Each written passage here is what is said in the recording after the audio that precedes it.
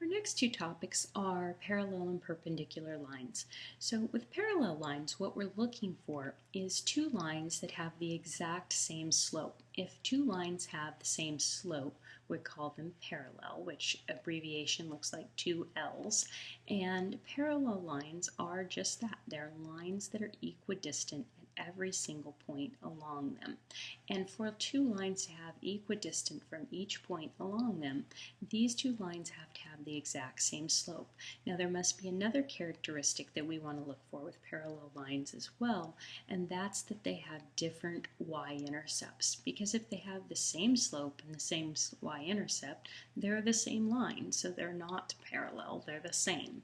So we're going to take a look at example number 19 here, and we're going to first of all start out with our slopes. So our slopes we see is a negative. Now remember that there can always be a negative 1 written there. So this one also looks like a negative 1. So the slopes of these two lines are negative 1. So I'm going to call that line 1 and that one line 2. So I'm going to abbreviate it as M1 and M2 for the slopes of line 1 and line 2, and M1 equals M2, which is equal to negative 1.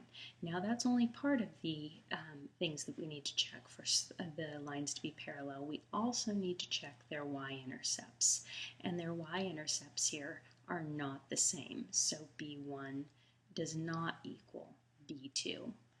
And when that's the case, that M1 equals M2 and B1 is not equal to B2, then we know that these lines are parallel. So these two lines that we've shown here are parallel. And again, reiteration on that is that the slopes are the same and the y-intercepts are different. Now the next thing that we want to talk about are perpendicular lines.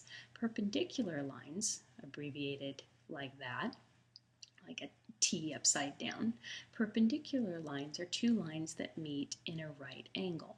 And when we are looking at perpendicular lines, the thing about that is that their slopes are negative reciprocals of one another.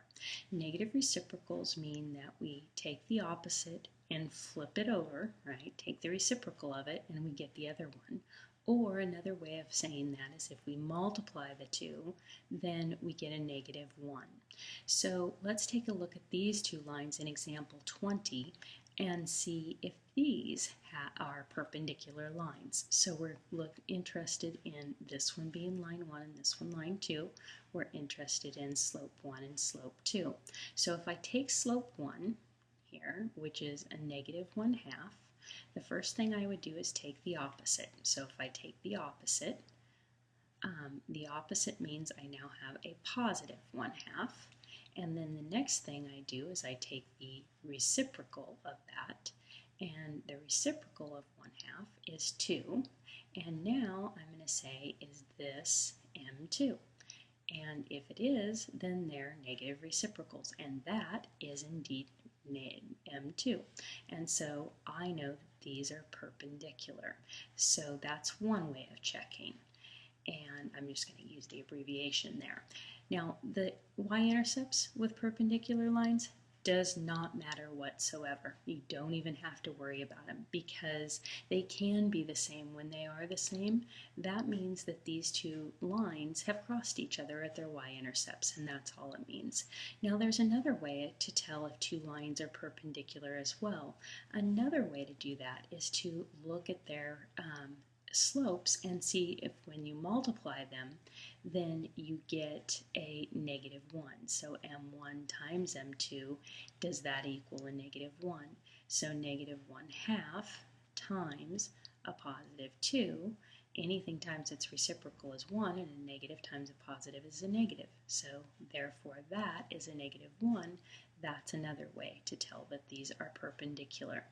Now in our next example, we're going to just continue with this kind of idea, and we're going to see if lines are parallel, perpendicular, or neither, and we're going to be stressing these three. I think with the next example, number 21 here, you probably ought to try those examples on your own, 21 and 22, and then come back and visit the next video before after you've tried those.